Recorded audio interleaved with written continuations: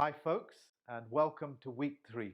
Now before I go on to the subject matter of week 3, let me recap on what we did on week 2. That was last week.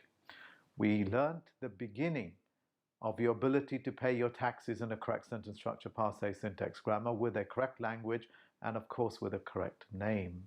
And of course, without the live life claim, you're not going to be able to have a bureaucratic place on this world.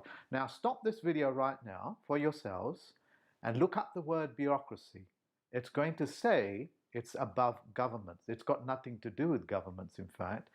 Bureaucracies tell governments what to do. Qualify that now by looking it up. So who are bureaucrats? Bureaucrats work for the stakeholders of your economy. Whichever department that is, whether it's ministry, defense, or whatever it is, they're all corporations. So once you've qualified it, you know what I'm saying is a fact. Now let's come on to the subject matter of this week. And this week, it's going to be exclusively, sorry, beg your pardon, not exclusively. This week, it's going to be about you being able to pay your taxes and your liabilities in a correct language and in a correct name. Okay, quite important. You notice that the names are always different. There's a reason why. Each name opens and closes different accounts that are not your property. Okay, that's one. Now, I'm going to come on to some documents about making joinder with the documents that you already have, i.e. passports and things like that. So let's come on to the passport. The passport itself is a unilateral agreement as it stands. What is a unilateral agreement? A unilateral agreement is a one-way agreement, which means since it's one way, it's no agreement because you need two people. So how do you make joinder with a bureaucratic piece of paper, albeit a booklet, for you to be able to make joinder with this and allow the federal government to safeguard you from one point to another? So that's one way how you do it, okay? You make joinder with it. All this is not going to be of any use unless you have a live life claim, and hence the importance of last week. Okay, so that's just simply one document. Now, this is my driving license, and you can see that, and of course it's got my autograph and not signature, as you can see. Okay, now your driving license is also a unilateral agreement, which means it's one way. Uni means one, as in unicycle. How do you make joinder with it? So the public safety officers that patrol your streets and your roads, which are all inland waterways, can safeguard you moving from one point to another. That's what all this is about. And the live life claim and your ability to use a postage stamp are all part of it. I'm going to turn my driving license on the other side, okay? And you can see the number on it.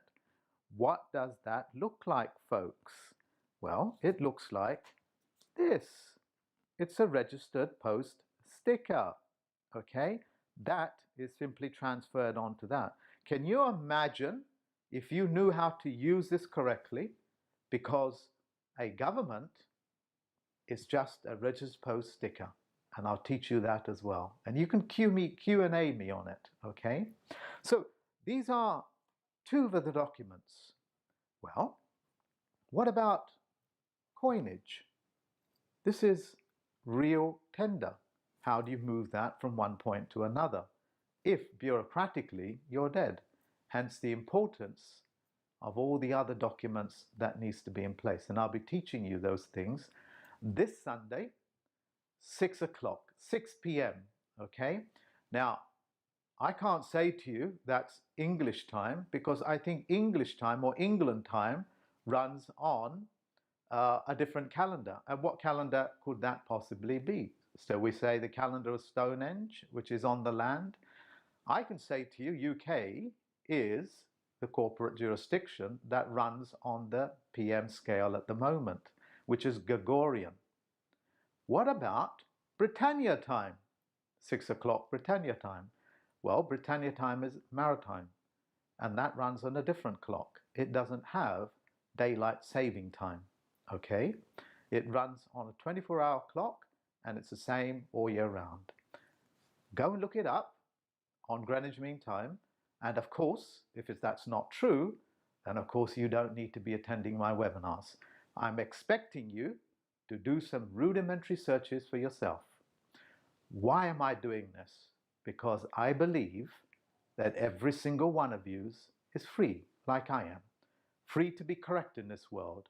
Free to be able to communicate in a language that is so beautiful that it offers one word, one meaning. One meaning per sentence. So no fiction person, no fiction corporation can trespass in your language. How can they? They cannot bastardize the language, not Miller's language. Thank you very much for listening to me, folks.